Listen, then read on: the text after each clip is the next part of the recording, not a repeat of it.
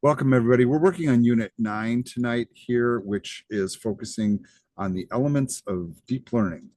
As I was just mentioning, deep learning is a subset of machine learning, which is a subset of general artificial intelligence. Our slides, of course, are brought to us by Intel Corporation. Apparently, we're doing a commercial for them.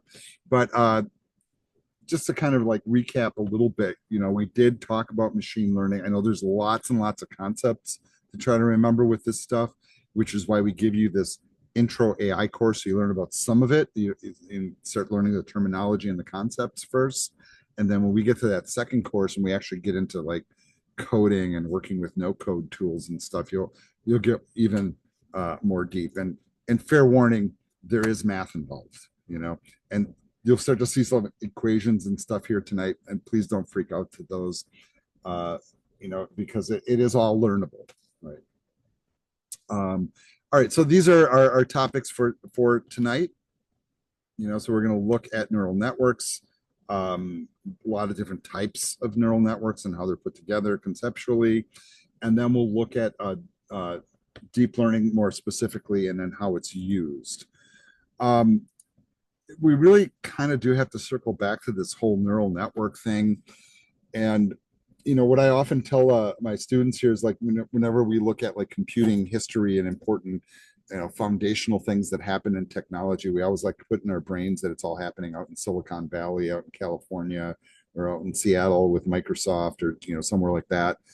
But a lot of stuff does happen right here in the Midwest, literally, right down the road from where we live. And you look at these two guys here, Warren McCullough and Walter Pitts, University of Chicago, not far from where we are, folks, right? And a lot of people from this area go to those schools and live and work in Chicago, for example.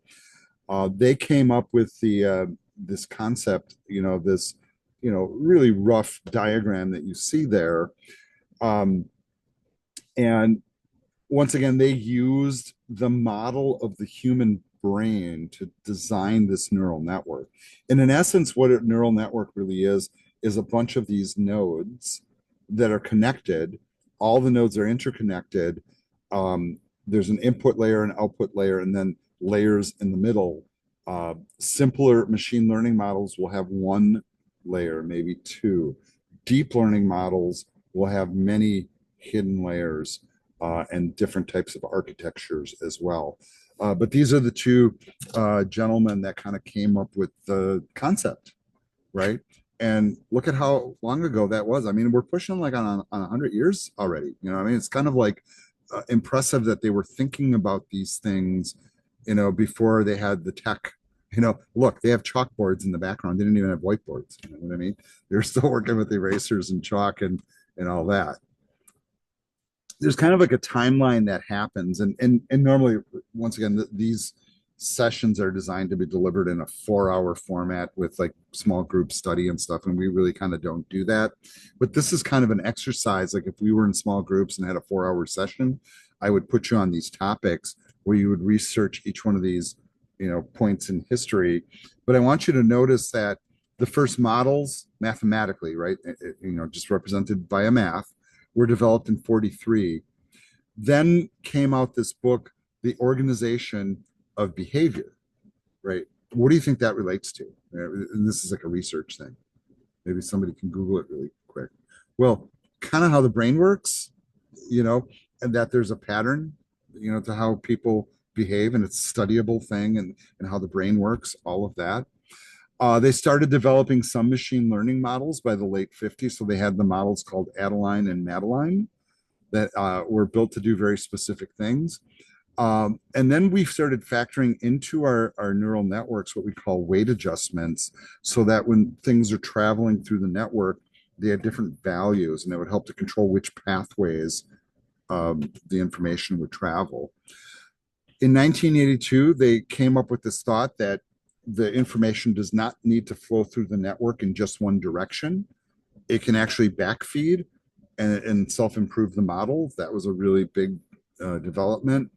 And then in the late 80s, we came up with the multi-layered neural network which is really the precursor to deep learning, because prior to that, we'd have very simple models in the middle of that network. And then with deep learning, we're like, well, we can do this model and this one and this one, and we could add a whole bunch, right? And if you think about how the brain works, it's really complex like that, that it has lots of different aspects that it goes through to like make a thought or a decision. All right. So a neural network, and these are diagrams you guys will become very, very comfortable with over time, looks basically like this. There's always going to be an input layer, usually with multiple input points, like pieces of information, basically. And then there's an output layer that's often the same. It's what's in between the hidden layers where all the work happens. But I do want you to notice some commonalities here, that every neuron or, like circle is basically connected to every other one. But notice the direction of flow is forward only, and that's why they call it a feed forward network. The data only moves through in one direction. And most of our neural networks are organized like in a fashion similar to this. Right? This, of course, is a pretty simplified diagram, so keep that in mind. So, and terminology once again, so it's each layer. So like, for example, this is the input layer, the hidden layer, the output layer has usually one or more nodes. There's no rule as to how many it should be. It depends. Depends on how many inputs you have. How many pieces of information are you dealing with? And then how many are you looking to generate at the far end of it? It really all depends on which problem you're trying to solve. So each one of these is called a node, but we also call these a perceptron. And this is an important piece of terminology to get familiar with. And it says, therefore, a neural network is a combination of multiple perceptrons, each arranged in different layers. Okay, yeah, we can see it in the picture. Thank you. Well, you probably say, well, I kind of remember from last week a little bit, but not really a whole lot, right? But you will get to the point where you do remember this stuff a little bit more. But when you start to break down perceptrons and look at how they're put together, it says it consists of input values, which includes weights, biases, a weighted sum, and an activation function, right? And then you start to see this like really scary looking math stuff, right? And I'm just putting it out there just like that because that's what it is, right? The moment you see this symbol here, this is the Greek capital letter sigma, the capital letter S in the Greek alphabet, right? And in data analytics and math and things like that, this is referred to as a sum, right? And really what we're talking about here is a weighted sum, meaning that we have in most cases things like this, some sort of a constant value, and then we have different types of x's that we feed in. So there's the first x, and then there's another x and another x and another x, and they all have different types of math happening upon them that conglomerate to form the one perceptron that then allows it to push forward through the network, right? So like within each perceptron is a whole bunch of stuff, probably like your neurons, have a whole bunch of stuff. But what's in it? Mathematical logic is what drives the perceptron. Now, what's kind of interesting, and we will revisit this website. If you guys want to click through on this link, I think I have it up in my browser already. This is a website that's actually a really, really cool one because it works live in a browser and allows you to play with a lot of machine learning principles and controls, really without totally knowing what you're doing. And you can play with it and you can see how it behaves. And I think it's really pretty fascinating tool to play with. And the fact that it's free and on the web and all of that. So I'm going to go to my web browser here. And right here, I do have the TensorFlow website up on my screen. Here's what's kind of neat about this tool. Aside from the fact that it's free, right? It's browser based. And it allows me to come in here and without knowing how to code, without knowing any of the mathematical formulas, without having any experience, I can play with, we basically call this a no code tool, right? It allows us to do things like we would do when we were coding, and we'll learn how to do some of this stuff with Python code, by the way, by just doing drags and drops and clicking a couple drop downs and moving a couple sliders around and stuff like that. And we're controlling a machine learning model in our web browser, and it really truly works, right? And what I'm doing now is I'm kind of moving the whole model mechanism up into the main part of the screen. But you'll notice that there are input layers, and the input layers will typically refer to as as it says here, features, and features relate to, you can think of them as like data points in a spreadsheet, right? Important pieces of information. And you can see here right now they have two input nodes. They have an X, they have a Y, or X2, right? And looks like they're kind of like working, this one's working vertically, that one's working horizontally, right? Then you notice there's also this, there's an X squared, there's an X squared 2, there's an X1, X2, which is like a product. You can do sine and sine 2. And for right now, I think I'm just going to leave those, right? So this is our input layer where the data is coming in. So we have two sets of X values basically coming in. Each one of those perceptrons is tied to all the neurons in the subsequent layer. And in this case, there's 4 neurons, right? And each one of them, notice how they have like a different pattern in the background, right? And what these are doing, without getting too technical about this, we'll talk about, is it's trying to classify the blue dots and the yellow dots into separate categories. Kind of like if I was looking at apples and oranges, like going, yep, that's an apple, that's an orange, that's an apple, that's an orange, right? And we talked about some of the nuances of that, right? Like you can have oranges that are really big or small, or you can have apples that are red or green, that type of thing, right? And there's different ways to look at them and different ways to sort them and different ways to classify them, right? And then we will also have an additional layer, right? And so they have 2 here on a secondary layer. And then ultimately we have the output over here, right? And what's kind of interesting about this is there's a play button. So when I hit the play button, I'm not going to do it quite yet.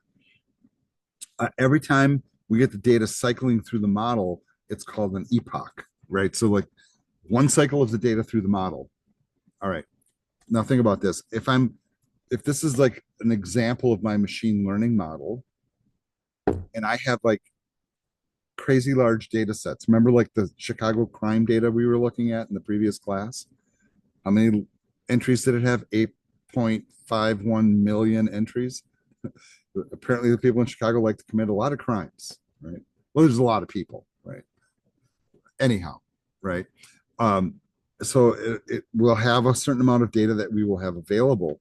Some of the data will be used for training and some will be used for testing. And it says, notice the ratio of training to test data, right now it's set up for 50-50. A much more common is like a 60-40 or 70-30 or 80-20 even, right? And I want you to notice that as I move the amount of test data, like if I only have 10% test data, look at how the dots arrange. Whereas if I have more, there's more dots and closer together to each other. You don't necessarily need to move that slider, but I'm just kind of showing it to you. Also, you can adjust like these really particular things. And for right now, we have no reason to adjust this. But if you wanted to learn, like you want to speed read or do you want to look at every detail really carefully? You can kind of set like the learning rate, like how detailed it gets. There's different types of functions we use to activate whether a classification, like if it's picking an apple or an orange. And we'll learn about, these words that are up here like ReLU, ton, sigmoid, linear. I know none of it, right? But we're going to talk about all of those here tonight, right? Those are all different approaches to basically deciding whether data flows over one neural pathway or another, right? The activation function is basically the one that says, okay, go that way. And there's different criteria for that. There's this thing called regularization, which is kind of like, let's call it smoothing of the data, is a polite way to say it. And then there's a rate for doing so. And for the most part, we don't really need to adjust those. It depends on the problem or the scope of the problem. And then you can also choose the type of problem that you're trying to do. Are you classifying things or are you doing a regression? It could be one or the other. For right now, I'm going to leave this as it is. And when I hit the run button, watch what happens. And I know most of you have done this already. But what it did is it took the data set that came in, and see right now it's still running the data. And you notice it's already run it through, almost 1,000 times through the model, however big that data set is. And did you guys notice that when it first ran, and maybe you didn't, so I'm going to pause this and restart it. Watch the graphic when I first started. And the data actually comes in a little jumbled at first. And then within a few iterations or runs through, it starts to figure out where the stuff is, and it starts to decide, okay, this is the blue zone, that's the orange zone. Right. So watch the graphic. And you see how the background kind of fluxed a little bit, and then all of a sudden it's like, oh, all the blue ones are in the middle. It didn't take very long for it to figure it out, but this is a very simplistic data set at the same time, right? And in principle, when you're training your machine learning models, right, the more times it runs through, the more data it trains on, the better the model will be, more accurate it will be. Now, in this case, very literally, we have maybe, I don't know, 10 parameters on the screen or 10 data points that are moving around the screen. When our large language models of today are being trained, they are training trillions of parameters. Or in other words, every pathway, trillions of pathways. And when they're running it to train it, it takes a really long time because it's a very complex model. And the better data we give the model, the better it trains. And this is something you can totally play with. So if like I wanted to come in here and add a couple neurons here, add a couple neurons there, I want to add, I don't know, x squared and whatever, and I want to change my training rate, and I want to try a ReLU function, right? Notice how the graphs all changed, because it's a different function. And then I'm going to try that. All right, so there it goes. Interesting, right? Made a different shape in the middle, right? Kind of came to the same conclusion. Right, so it becomes a very interesting little tool that you can play with. And then when we start to engineer this stuff with code, folks, we won't have like graphics like this that we can work with, but you can actually, get into some of this stuff here and in more advanced models basically, and have this be kind of a really neat little tool that you can use to kind of visualize some of the stuff that you're doing. The grand point, and you notice that this is still running the data, is eventually like this graph here. Originally it's kind of like jagged, but eventually they figure out the solution pretty accurately. And this probably isn't going to improve any, right? No matter how many times it runs. The more input data you feed it, the more neurons you have. You want to add a couple more layers in there, whatever. You want to try some different tools here with different learning rates. And maybe you want to regularize it a little bit and switch to regression. And then you can try all sorts of like weird things conceptually. And this one has a lot more layers. And I want you to notice how these solutions really aren't adjusting that much as quickly because there's more layers to go through. All right.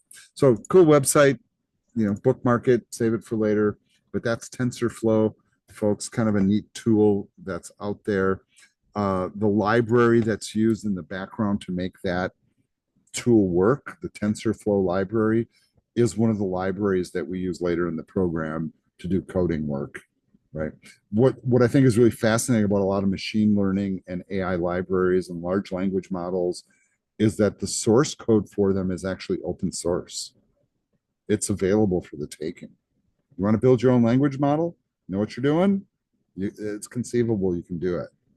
Oh, another big takeaway from the conference here, just peppering it into the lecture here, is this move to run language models locally, right? So a lot of people are starting to spin up their own machines and then running. So instead of going out to ChatGPT and paying money, they're taking open source models. Some of them come from the big companies, right? It might be a little bit older, but you can download them and run them on your own machine or server. And usually you need a pretty powerful machine for that stuff, by the way. All right.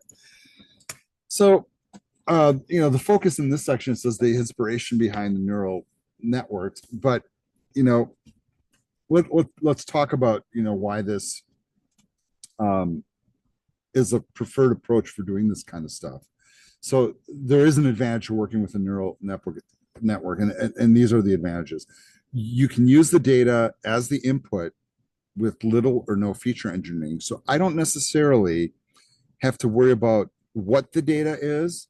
I can use it as is, and it'll adopt to it, right? So I'm not like saying, hey, I'm building a car and I need to determine spark, air, and fuel. I got 3 feature points. The data is just whatever it is. Um, so since you don't have to do that part of it, you don't necessarily have to be an expert on the topic of the data that you're processing, right? So if you're not a car engineer, you don't have to worry about like spark, fuel, and air, right? You just take data points and throw them in. Neural networks, as you run them, they get better. So in other words, as the networks learn the best pathways, it's kind of like I touch the fire, it's hot, I burned my hand, I'm not going to do that again. Eventually, the neural networks get better too, and they know not to even go near the fire, that type of thing. The other advantage is they just can discover patterns that are not already known. So if the data has not been analyzed and there's patterns in it, neural networks are excellent at figuring those patterns out. And then you can see how that can apply to a lot of different things, right? If you think about it, it works better than machine learning models, especially when the data is humongous. Neural networks are better, really good for difficult, complex problems. Very common usage, image classification, object detection, and natural language processing. And if you think about it, those are kind of some of the top things we do with AI, right? Yeah, totally. All right. Here's some ways in which we use these, right? So speech recognition, pattern recognition, natural language, recommendation systems, and facial recognition. Right? So like you guys are unlocking your phone with your face. That's AI doing it, folks. It's AI, computer vision software doing that task, right? So interesting. So like in a way, we kind of carry it around in our pockets, which is kind of cool. All right, we're going to start to look at some of these deep learning models. I don't want you to freak out to all the terminology right now, but eventually we will go through most of these functionally when we're in the machine learning class. I'm just letting you know that. And eventually you'll even know what those acronyms mean. So we have things like convolutional neural networks, long short-term memory, recurrent neural networks, the generative adversarial ones, radial basis, multi-layer perceptrons, self-organizing, deep belief, restricted Boltzmann machines, and autoencoders, all of which are important, but they're all different types of deep learning models, right? So it's not like bad enough that we have this stuff, but there's all these different approaches, and they're all used for different things and good at different things. Okay? So let's start going through some of them so you can kind of see how they're used. And don't worry about memorizing any of this stuff right now. It's really like kind of like introducing yourself to the concepts. Convolutional neural networks, arguably one of the more popular ones out there in usage. There's multiple layers in the network. And notice what it's used for: image processing and object detection, right? They tend to kind of talk about like, okay, well, here's an image and it goes into this pool of information. They run certain algorithms. They pull the information together some more, run some algorithms, pull the information, and then, it's like going through the network. And eventually it can figure out from that image what type of thing we're looking at. Right? And cool, right? Here's another one. And we actually do some exercises like this where we have like hand written text in the natural language class, and we run it through convolution networks to OCR the information. So like one of the big takeaways is like OCR technology that kind of developed in I don't know if it was 70s or 80s, I think, um, where you can take, like, you can scan text and it can figure out what the letters are and convert them into electronic text. That's called OCR, optical character recognition. And then if you think about this, just think about all the ways you can draw the letter two. Like some people would draw it like this with a loop, and then other people will do it a different way or whatever, right? And there's a bunch of numbers or letters that are like that. But being able to accurately take somebody's scribble and turn it into like what it actually is, kind of an empowering thing, right? And that this tech has been around now for 50 plus years. Like, wow, right? The optical character recognition stuff. Um, so CNNs, if you want to call them that way, not the news network, by the way, uh, are used in some of these popular object recognition models. And like when you use your phone and you're on Google and you know, grab an image of something and have it search the image, that's one of the background technologies that makes that work, right? And there's other technologies here you probably never heard of. Google's the one that we've all probably used. Um, when we are breaking down this type of neural network, it really is these kind of key layers. Don't worry about memorizing them now, right? That might be helpful for the quiz, I think, maybe. But, we have this kind of initial part of it truly that is kind of the feature learning, which is the input data and kind of boiling it down, simplifying it, streamlining it so that we can study only the parts that need to be studied. And then we can put it through our network and then ultimately get to the far end where we have an output and it says that's an image of a car, right? And and it all goes through that network. So convolution is the math part, right? And it says it extracts high level features such as the edges from the input image. This is kind of an interesting thought. Like, so I take a picture of a cat and I put it in a forest. How do I know where the forest ends and the cat begins? These are like weird thoughts, right? Like somebody had to figure this stuff out, right? It's different if you take a cat and you put it on a white background and you go, okay, I see the cat, there's the outline, and I can take that shape, look at my image library and go cat. So and it says here there can be a few convolutional layers. What's kind of interesting about data sets when we're working with them, some of them get to be very, very complex and very large and often have many data points. And so they do this thing where we basically weight data via a process of multiplication. So for example, this larger matrix of numbers might be too much to process. So I have this weighting mechanism here, right, that takes these four numbers and then first multiplies against these four in the same relative position. So 1 times 1 plus 2 times 2 and 3 times 0 plus 4 times 1. And you add that all together and you come up with 9 if you're checking the math, right? So instead of these four numbers being processed, now I'm only processing 1, right? Then I take this and I multiply it against the next 4 and the next 4. And then what happens is we have a smaller matrix of data to process. So this is like one of the strategies they use. It's like, how do they crunch all that data? Well, they simplify it first, is what they do. So like if you take this approach, right, like as I said, and you move on to that second box, and I'm multiplying 1 times 2, 2 times 6, right? See it? 0 times 4, right? Whatever, and that comes up with 17. So the second box here would get a 17. And so I could take this larger matrix, multiply it through the smaller one, and then add it to here, and now I have a smaller data set to process. Now, of course, doing that processing also takes computing power, but when it comes to running the networks and figuring them out, that takes less computing power. So it's like these little, techniques that they use.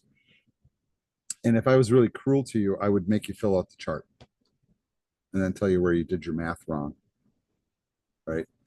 I don't want to do that to you. I want you to conceptually grab it and understand what's happening. Don't worry about doing the math. What I always tell all my students is like, the computers will do the math for you. Just understand what, and you know what, Armando, I actually am, but not for Gateway. Right? I have taught math in my life, but yes. And I, the one thing I do like about math, real frankly, is the material never changes. They didn't invent a new kind of multiplication. You teach coding, and it's like, oh, I got a new print statement. Okay, and that's pretty basic stuff. All right. So what happens? That process that we were just doing is called pooling, right? So we pool the data, reduces the spatial size of the representation. We call this dimensionality reduction. So we're reducing the number of data points. So we don't need to use as much computing power to process it. And there's 2 different types of pooling. We can do max pooling or average pooling. It just depends on what your goals are. Max pooling returns the maximum value, or average returns the average of that portion. The whole point of it really is to take these more complicated large data sets and boil them down to simpler representations that when we run it through the models will still give us basically the same output. And I think this is really fascinating that it even works. But when you understand mathematics, that, when if I'm multiplying everything against the same set of values, the values I get as a result are representative of the original values, right? They might not have all the detail, but it's representative. The other aspect of this, and we saw this one in the TensorFlow model, is like, what's our activation function? So an activation function is finally the one that flips the light switch on or off. That's really what an activation function. One of them is the ReLU function, which stands for rectified linear activation function, just in case you want to know, right? It is a linear function. And notice how it works. If the input's negative, the output will be 0. If the input is positive, the output will be the same value as the input. So it forms a 45-degree line. And basically, if both values are positive, the light switch is on. Here it's off. That's kind of what, the summation. Finally, we get to the last part of it, which is the Softmax thing, where basically makes the determination. Usually it's a classification thing that we're doing with this tool, where, for example, we're looking at a picture of a dog or a cat, and this is a clip art dog, but I can tell it's a dog. I'm not sure why. And if it was a cat, it would probably have whiskers and pointy ears. And maybe the eyes wouldn't be so round and friendly looking. I don't know, right? What makes a cat. But we're classifying, and at the end of the model, we're outputting, and notice here that when we're going through the whole CNN network, we'll input an image of a cat, a dog, and a horse, but we're looking, this is our input, and which one of these pathways does it follow? For whatever reason, whatever the magic math is in here, most of them follow the dog pathway, a little bit of following of cat, right? Small, furry, 4 legs, etc.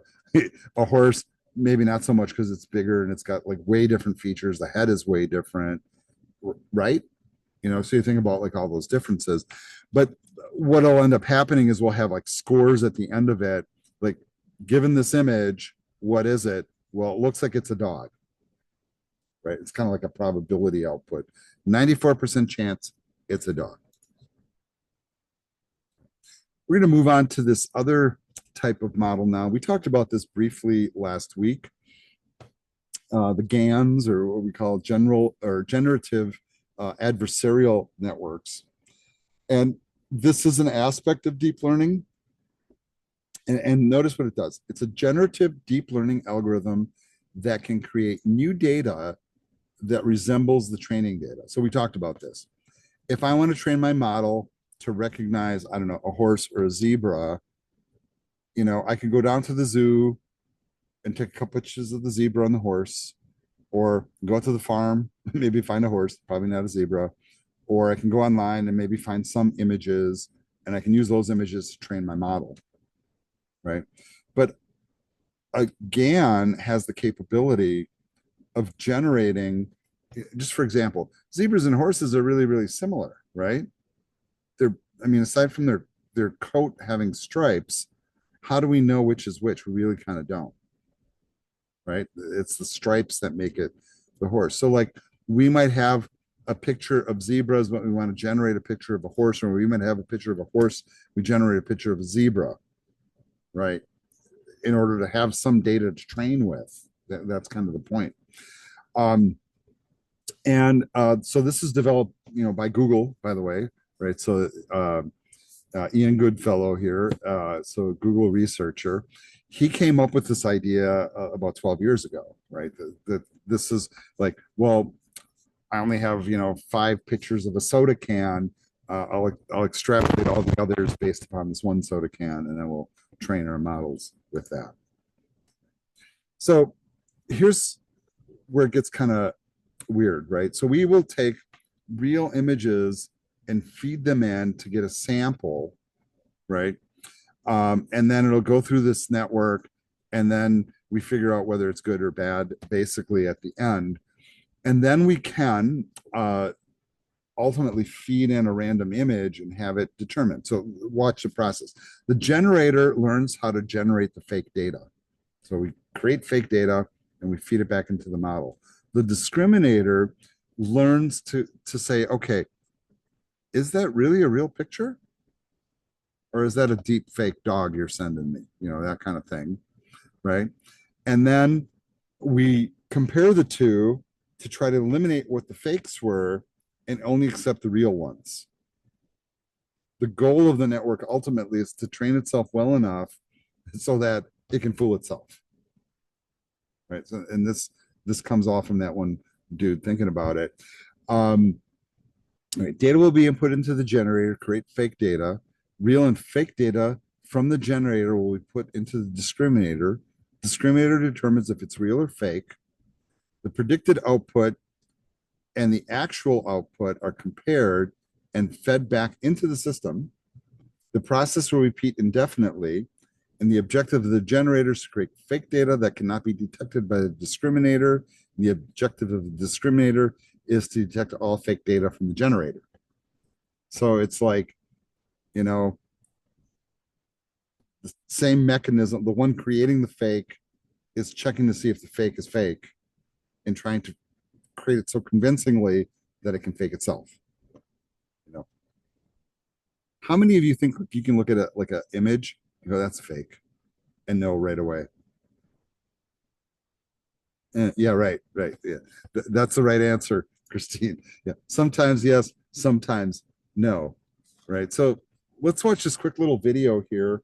Remember, YouTube, this is for educational purposes only. Let's run this here. Oh, that was the whole video? Okay. Let's play that again. 2 horses. There we go.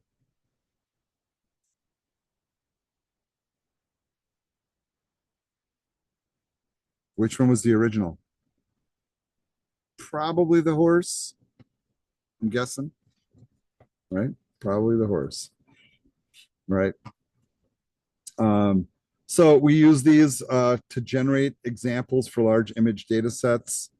And notice some of the usages here that they provide, and to generate realistic photographs. And I think, videos, photographs too, but There you go. All right. Here, check out this one. This one's kind of interesting. Also, once again, very, very short. Right, driving down the street.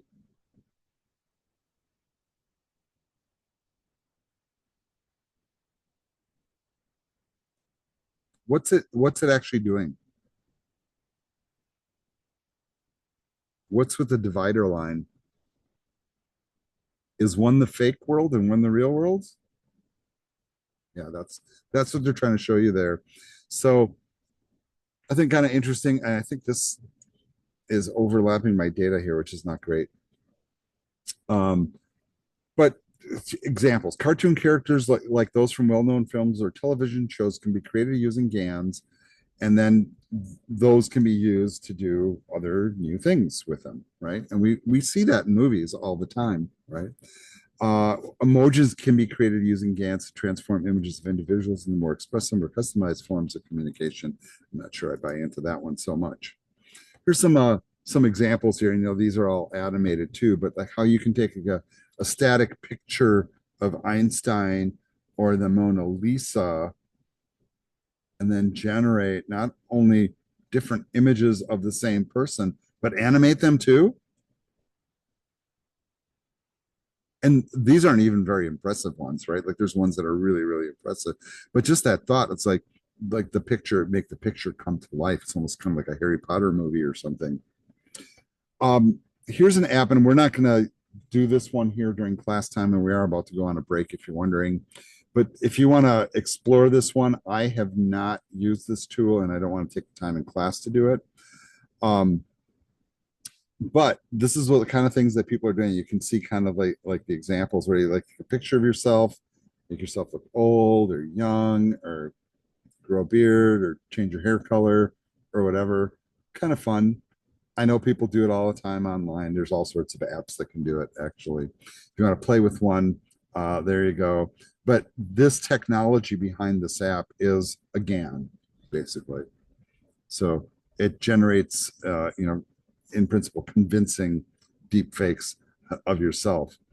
It says one possible misuse of a GAN is to create deep fakes, and then it asks the question, what are the ethical problems? Like for example, this is a deep fake of Tom What's Cruise. up, TikTok? Got a little tip for you. Call it a tip talk. If you don't have earbuds, okay, it's hard. It's hard to talk on the phone. It just keeps on falling out. So go old school, analog. Just get it involved. You got to plug it in. It's not wireless, but it's the better way. You know, I do all my own stunts, obviously. We can go down that rabbit hole pretty far, but it's pretty silly. But you see stuff like this all the time. This is all fake stuff. If you would have shown this to somebody 20 years ago, they would be convinced it was real, right? Because the tech wasn't around.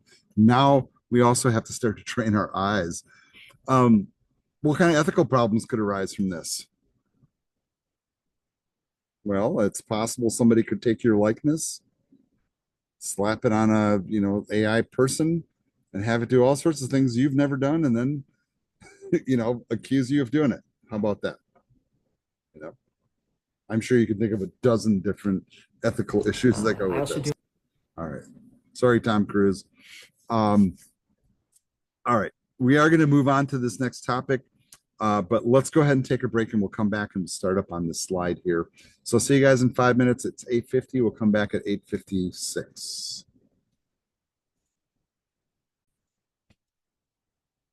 All right. Before we move on to the next section here, they do want to talk about the fact that generative AI is built using a lot of different types of tools, really kind of specific to the type of task at hand that needs generation. GANs, which we were just looking at, is a big and popular tool, and this technique has been used for a while. Kind of that back and forth of data, trying to fake itself and then correct itself, etc. But we also have what we call VAEs, variational autoencoders, and these are really good for generating all sorts of things, and they're used in a lot of different capacities. We'll look at that in a moment. We also have recurrent neural networks. And as it indicates here, they're really good for tasks for sequential data, like words are sequential, music is sequential, that type of thing. We also have the autoencoder. And the autoencoder is one that really kind of builds mostly off of compressed data. So for example, like I have a picture of the sky behind me here that's all blue. And I could maybe like compress that data and say, well, this top part over here is a dark blue. This part's a light blue. Here's a cloud down here. I feel like the weatherman right now, right? Over here in St. Louis, right? But yeah, I mean those can be generalized and compressed down to simpler data formats, and then also decompressed to the full data. And then we also have these deep belief networks. These focus more on very complex data that has many data points, and can get very intricate.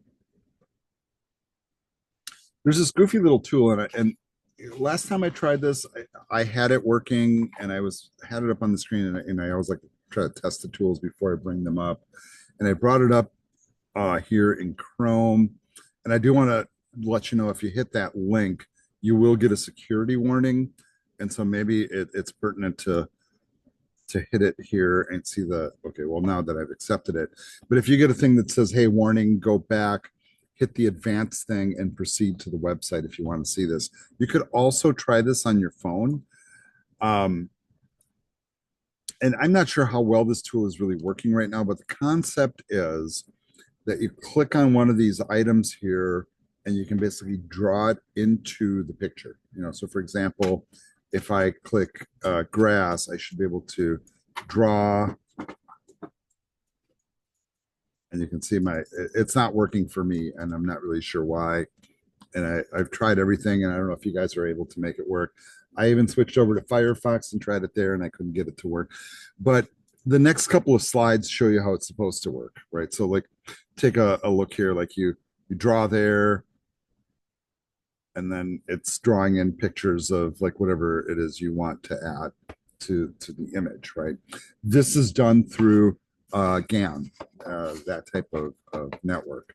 And so basically the thinking is that you have like these preset images, you draw them in like that, and then they just appear on the screen. Walk you through how to do it. If any of you guys do get it to work, please let me know. I'd be curious to see what your tech is that's allowing it to work. Right now, for me, it's not working. Anybody getting it to work? Great. All right. So this is another one I'll remove from the slides and see if we can find a different tool like this. The way that this basically works is you have like, base images that you're working from. And this is kind of a unique concept, right? Because we're starting to see this type of technology now, like where you can maybe take a picture of yourself, and then I want to see what that outfit looks like on me, type of thing, right? And this is the technology that drives it. And once again, going back to this generator discriminator thing, like we're creating an image, we're combining, let's say, a picture of you, picture of a shirt, pair of pants, and then we're outputting it, and then we'll see if the discriminator picks up on the fact that it's real or fake, right? And then, hey, I don't like that shirt, I want to try the blue shirt. That's really kind of the concept here, is that you can create stuff that's fake, that's pretty convincing. All right, so let's move on to variational autoencoders, or VAEs. And what I'm going to do is I am going to run the video on this, just to get a little brief intro. But basically, the grand goal of it really is to get like really the important aspects of like super large data sets, and basically pull the key parts of it out. Is really kind of a good way to say it. Let's watch this video here. And I apologize for the ads, so I'm talking over it. Sorry. Yeah. Dear fellow scholars, this is 2-minute papers with Károly Zsolnai Fehér.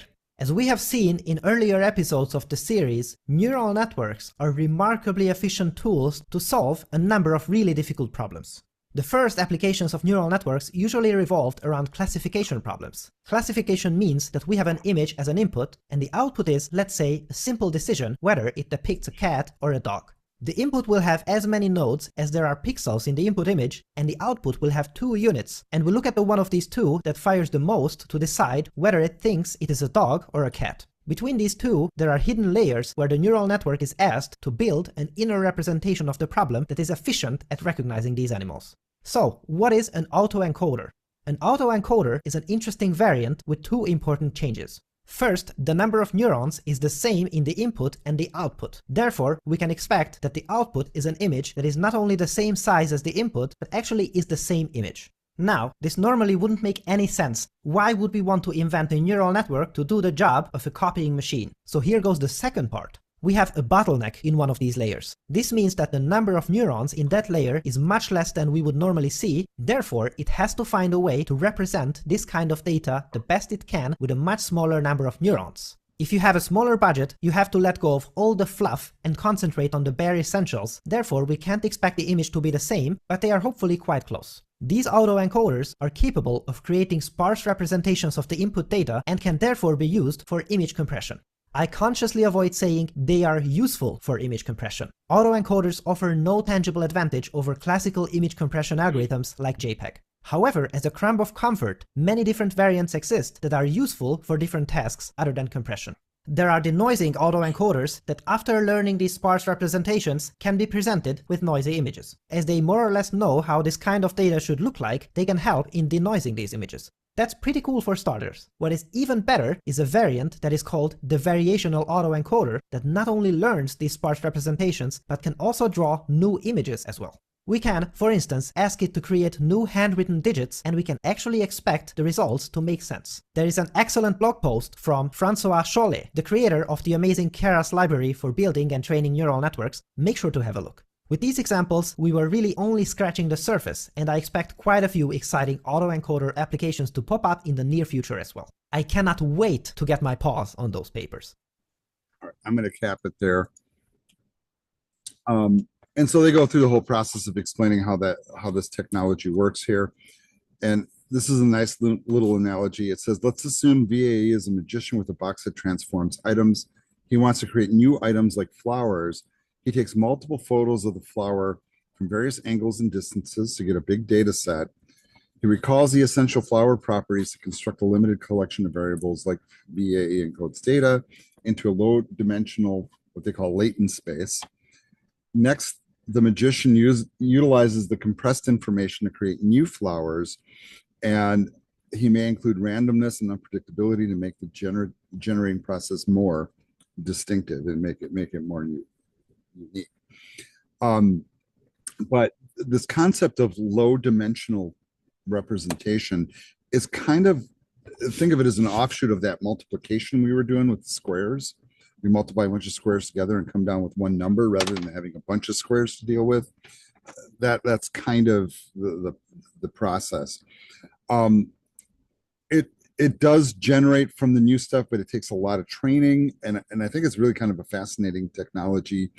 We see this technology a lot these days out in the wild, as they say, where you see like fake faces, fake people, fake videos, et cetera, et cetera, et cetera. And the fakes can be very, very convincing, right? It's different if like somebody, and if you don't. And like one example I'll give right now is like one of my friends pointed out the fact that like a lot of people thought like Jim Carrey didn't look real at some French awards show. I don't know if you guys followed that story or not. Like some people were thinking that he was like an AI representation of himself. It turns out he just had bad surgery and a bad dye job on his hair or something. But I mean, like people think like he's fake because it doesn't look like his normal self. All right. We also have these restricted Boltzmann machines, or RBMs.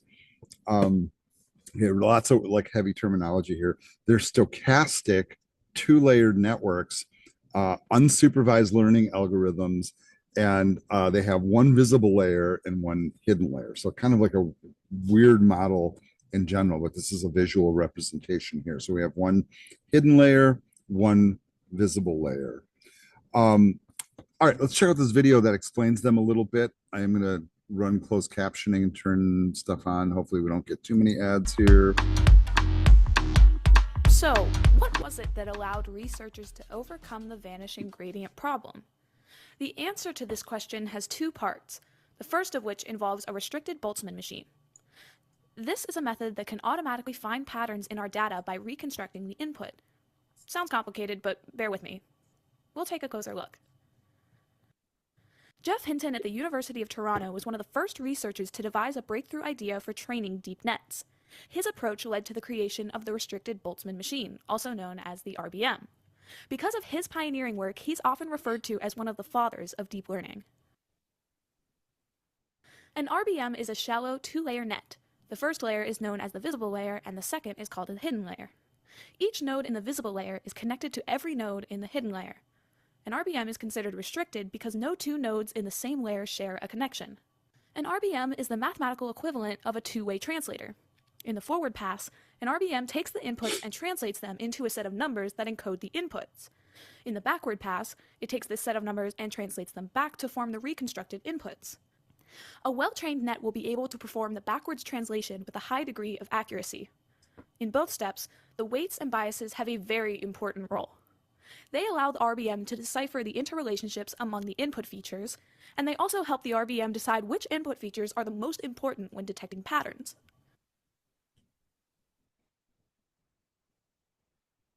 Through several forward and backward passes, an RBM is trained to reconstruct the input data. 3 steps are repeated over and over through the training process. With a forward pass, every input is combined with an individual weight and one overall bias, and the result is passed to the hidden layer, which may or may not activate. Here's how it flows for the whole net. Next, in a backward pass, each activation is combined with an individual weight and an overall bias, and the result is passed to the visible layer for reconstruction. Here's how it flows back. At the visible layer, the reconstruction is compared against the original input to determine the quality of the result. RBMs use a measure called KL divergence for step C. Steps A through C are repeated with varying weights and biases until the input and the reconstruction are as close as possible. Have you ever had to train an RBM in one of your own machine learning projects? Please comment and tell me about your experience. And we're not at that point yet. But it just gives you that breakdown of this like specialized type of network that has a restricted amount of layers and how it basically is used the same way. But notice like the backwards and forwards of it. Remember in the first neural networks we looked at, it was all feed forward. All the data is moving forward. We have an input, we have an output. Here it's going both directions, right? So we use this for feature extraction and pattern recognition, recommendation systems, and intrapulse detecting and radar systems. That's kind of interesting one, I think. All right, let's start to look now as we get to the tail end of things here for the evening. Some of the things that we use deep learning for, and notice that this list, pretty impressive list of technology: fraud detection, autonomous vehicles, virtual assistants, investment modeling, facial recognition, system recommendation, and language translations. All right. So here's an example here, and there's this technology called 2 Cents AI. Their specialty is working with biometrics, and this is, you guys understand what the acronym SAS stands for? SaaS. Anybody? Type it in the chat if you wish. Software as a service, meaning you pay for it, like you pay for Netflix, basically. It's software that runs in the cloud. You pay to use it, and what this does is it uses their technology basically to do multi-factor authentication. And I don't know how many of you like dive deep into those technologies, but like most of you, if you are a student here, you have to use MFA, right? That's when that's one login, by the way. So you log in with one login, and then it sends you a text to your phone to make sure that you're really you, that type of thing. But in this case, they're using biometrics predominantly to do that. Also used a lot in autonomous vehicles. And I think this video is kind of an interesting one. Let's roll this one and check it out. Hello guys, it's Smita and welcome back to another video. Today I'm going to be talking about how Tesla uses deep learning in its self-driving cars. In the past couple of weeks, Tesla has released a new software update which has a cool new feature called Smart Summon, which allows you to summon your car towards you. Experts have even said that kids born today will never need to learn how to drive, simply because all cars in the future will have self-driving capabilities. When Elon Musk first created Tesla, he claimed that their goal was to create a car which drives just as well as humans. Now that goal has transformed into creating fully autonomous cars. Self-driving cars will not only save time, money, and resources, but they actually save lives as well. Let's take a deep dive into how the Tesla autopilot works and how the automotive industry is moving towards an autonomous future. Before we get into how Tesla uses deep learning, let's actually find out what deep learning is. Deep learning is a specific subfield of machine learning. In the current state of the internet today, there is a large amount of data floating around from all different sources. However, this data is largely unstructured and it's quite useless in that form. With deep learning, we're able to dig through large volumes of data and automatically identify patterns and extract properties and features from complex, unsupervised data without the involvement of humans. This data can come in many forms such as images, text, handwriting, and even sound. In fact, the deep learning models that we have today are more accurate than humans at detecting handwriting and even images. To understand how the technology behind Tesla's self-driving cars work, we have to understand how Tesla makes the car behave like a driver. The two main skills that a car should have is vision and decision making. When we talk about vision, we're talking about the car's ability to precisely identify what it's looking at. Tesla's cars should have the ability to identify numerous things such as cars, stop signs, pedestrians, roads, buses, traffic lights, intersections, and even vegetation, and where the road meets the footpath, and so on and so forth. So here's a really simplified example of how Tesla uses deep learning to train models to identify cars. It starts off by feeding tons of different images of cars to the model. The model then uses deep learning to understand how to identify cars. So basically, it learns the different features that cars have, which is unique to them, such as having 4 wheels, having doors, and so on and so forth. Once the model is sufficiently trained, you can introduce a brand new image of a car that the model has never seen before, and the model will be able to identify that it is in fact a car. And this process is repeated for everything else a car should be able to identify, such as stop signs, pedestrians, and so on. Now, the biggest issue for Tesla cars is to carry out these computer vision tasks in real time. This takes an extremely huge amount of computing power. This year, Tesla actually unveiled its own chip that it works on, which is used inside of its self-driving cars. It claimed that the chips are 21 times more efficient than NVIDIA chips which they used earlier on. One really cool thing is that each Tesla computer actually has 2 AI chips to increase redundancy. In the case that anything were to fail, there's always a backup. Even more interesting than that is the fact that each of the chip actually makes its own decision of what the car should do next. The computer then compares both of these decisions. If the chips actually agree, the car takes the action. If the chips disagree, the car just throws away that frame of video data and tries again. The chips are optimized for self-driving cars and performs 36 trillion operations per second, which is a ridiculous amount. There is still some work to be done in terms of getting faster computing powers and more efficient algorithms before we arrive at fully autonomous cars. But most of us will probably see it in our lifetimes, and that is something to be truly excited about. Hope you guys found this video interesting. All right.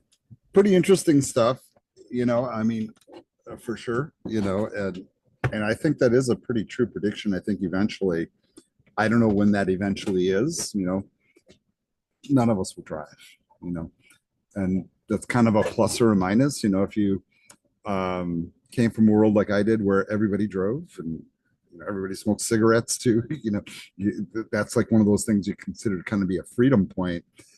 But you know what? It would be nice, to have somebody drive me sometimes, and I can just sit there and listen to a podcast or read a book or whatever. I think that's kind of an interesting thing. Another area where we see really big movement is, gosh, in the investment world, right? And you think about this. If you trade on the stock market or you sell commodities or bonds or stocks or whatever your game is, right? And all of that stuff is done on computers. And a lot of the transactions are often handled already automatically by computers. And a lot of people are mining the data with computers. And, if I was a stockbroker, I would be scared for my job these days for sure. All right. I think those jobs might go away. Real honestly. Because AI can do all that stuff, right? Better, faster, maybe more accurate, maybe give you better investment advice. I really don't know. Um, all right, so recommendation systems are a big one too that we talk about in this course, where we look at like the behavior of an individual on perhaps a social media platform, or their search history, or what YouTube videos they watch, or what products they look at on Amazon, in order to kind of figure out what they're going to do in the future, right? So if I like hop up on YouTube and I'm always watching videos about, I don't know, cute kittens wrestling or something like that, chances are I'm probably going to see a lot of those videos come up in my feed, right? That type of thing. This is a pretty normal thing that we see out in the world these days, for sure. Let's check out this little video too. I don't think this one takes too long. The very first recommendation engine that we built using collaborative filtering was considered revolutionary 20 years ago. It was an early version of a machine learning algorithm. That recommendation engine helps customers discover related items, like a camera bag or the lens for a camera that a customer had just purchased. It's still on the site, and it's still a huge help for customers.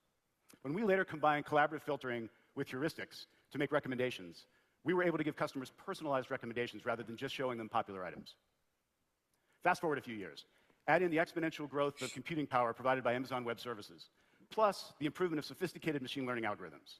And we start to get dramatically better results, on the order of 2 times better than a typical algorithmic improvement. That's a once-in-a-decade leap. That helps us to personalize our content and recommend goods that a customer would like to buy, and movies that a customer is more likely to watch.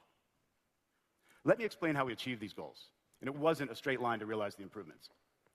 In 2012, we wanted to update our product recommendation algorithm to improve personalization for customers. We started from state-of-the-art graph clustering techniques. Then we shifted our approach under the hypothesis that deep learning methods would outperform matrix completion methods because we could take advantage of nonlinearities. But we found this approach performed worse than not only our best collaborative filtering algorithm, but just a simple bestseller, a ranked list. Then we used a common artificial neural network called the sparse autoencoder. But it was still not as effective as collaborative filtering or the bestseller list. In fact, we tried methods based on singular value decomposition, bilinear regression, and restricted Boltzmann machines. Nope. None of these matrix completion-based methods underperformed or overperformed compared to our production algorithms and simple lists. We were surprised that the state-of-the-art methods would perform worse than a simple bestseller list. So it prompted us to take a step back and think about the objective function that we were trying to solve. We looked inside the black box to identify what was happening. I'm going to explain this in the context of Prime Video, but the same approach applies to many products on Amazon. We found that matrix completion methods learned that classic or Oscar-winning movies would be of interest to many customers. Makes sense. However, we saw that given an evening at home on a rainy Saturday, customers prefer to watch a newly released movie rather than an old movie. In other words, Captain Marvel beats Casablanca. This learning became the foundation of our winning approach. We developed a new model for recommendations using multi-layer neural networks for classification. We trained the model using a loss function for predicting what customers wanted to watch in the next week. What you see on the screen is the formulation behind the model. We took historical movies that customers were watching in order to predict the movie a customer wanted to watch next week. The neural network classifier outperformed other neural network-based approaches that are much more complicated. The simplicity of this model made it inherently more scalable, so we could expand to many millions of products and hundreds of categories across Amazon. And it performed 2 times better than collaborative filtering, so we had a winner.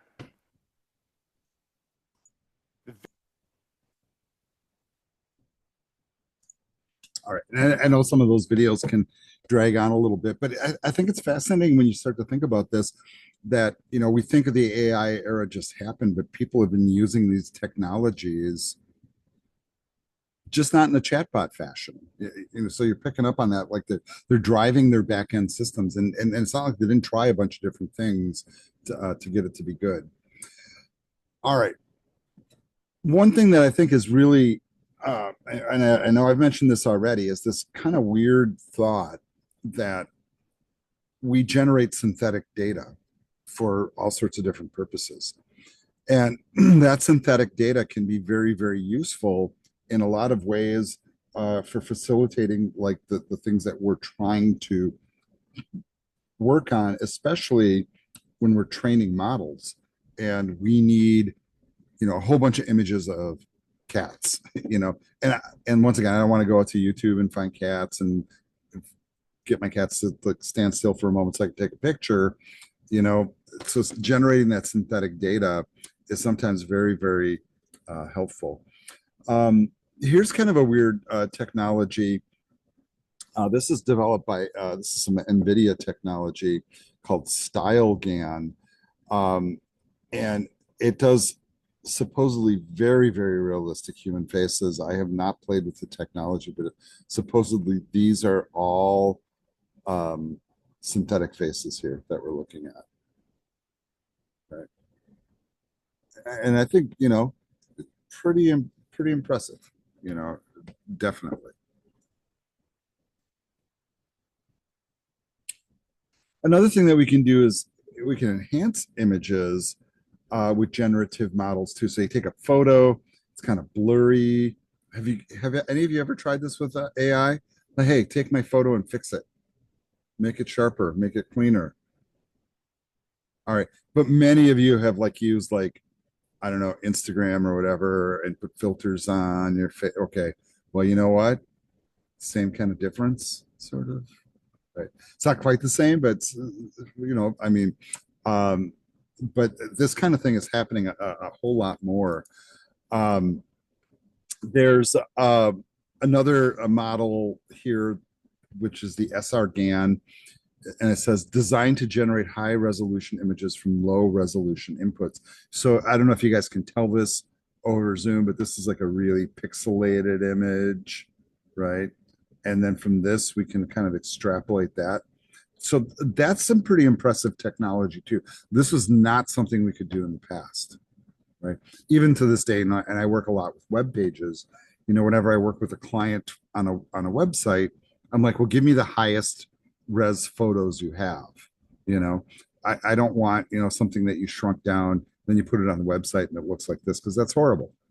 But now that we have the technology to basically go the other direction, it's really, really weird.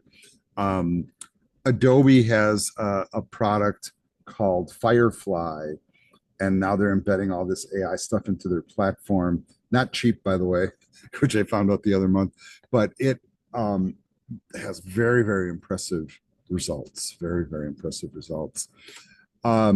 Here's kind of this other tech called image in painting. So like you have a photograph and it's missing areas of the photograph, like you see the waterfall and it's got all little white boxes, and then it can extrapolate the rest from what you already have. I'll tell you what, when I first learned how to work Photoshop, that was one of the like graphic arts assignments I had to do. It was like, well, here's a photograph. You take an old photograph and it's like ripped or damaged or something, and then you go in there and try to make it what it's supposed to be, like manually. And now we have software that does that automatically. But those types of tasks were possible in the past, but they were very, very laborious. Very laborious tasks, even with the tools. Notice here's another one called Deep Fill. This one's open source, right? And that one's designed specifically for doing this kind of work, which they call in painting, basically.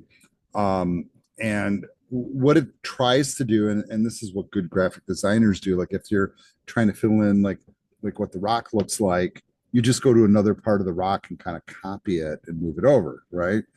And so that's the basic approach of it, but it also has additional intelligence behind it, right? So got a little couple of questions here and an assignment, and I'll just have you review these slides and the bibliography really quick, but I'm going to terminate the video here, and then we're going to talk about some other things.